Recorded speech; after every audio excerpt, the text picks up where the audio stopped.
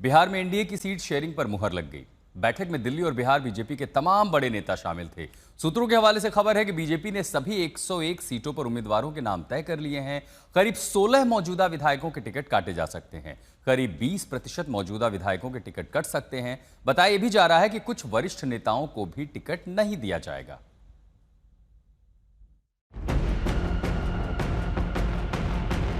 पूरे दमखम के साथ मिलकर लड़ेंगे और एक बड़ी जीत दर्ज करेंगे।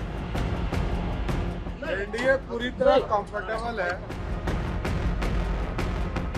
आला कमान करने में है, उसको हम सिरोधार करते हैं। लोक जनशक्ति पार्टी अपनी 100% स्ट्राइक रेट को बरकरार रखे, 29 की 29 सीट जीते।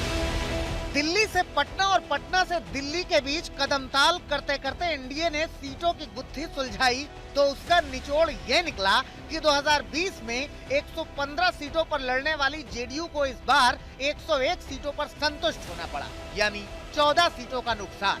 2020 में 110 सीटों पर लड़ने वाली बीजेपी को भी इस बार 101 सीटों पर ही हाँ करनी पड़ी, यानी 9 सीटों का नुकसान।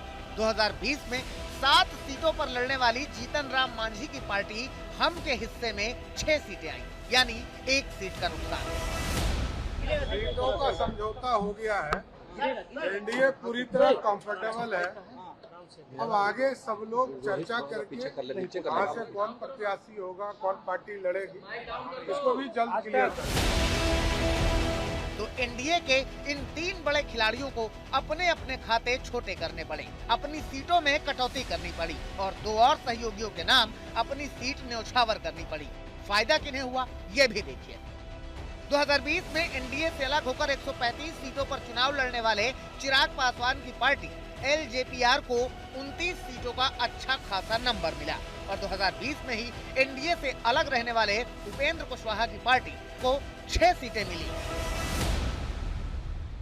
एनडीए गठबंधन सफलतापूर्वक सहमति के आधार पर बिहार के जनता के हित में निर्णय लिया है।